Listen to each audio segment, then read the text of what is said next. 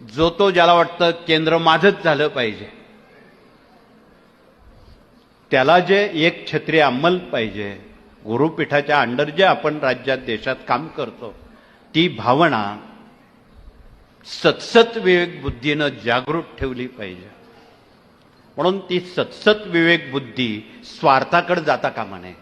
बरेच लोक स्वार्थाच्या हिशोबानं केंद्र निर्मिती करतात.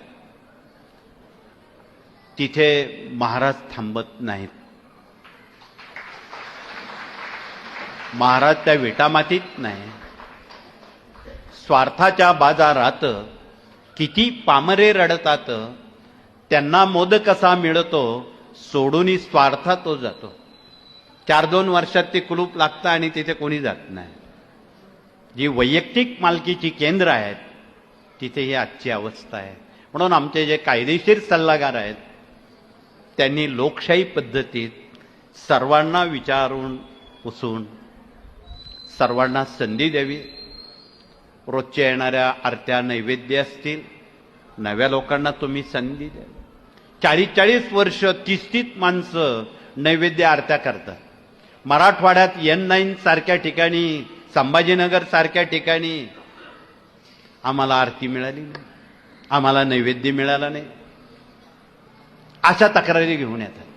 हे कितपत योग्य आहे? या गोष्टी निरर्थक आहेत. तुम्ही नव्या लोकांनाच संधी द्या. आणि ज्या दिवशी अपरिहार कारणास्तव त्यांना शक्य नाही त्यावेळी तुम्ही रिझर्व्ह राहा. ज्यांना अशौच घटना घडतात, कुणाच्या घरात मृत किंवा कुणी जन्माला आलं, त्यातले 13 किंवा 10 दिवस त्यावेळी नैवेद्य पाणी करता येत नाही. अशा वेळी त्या लढाईला आपण सज्ज राहावं. त्याला सेवेकरी म्हणता येईल.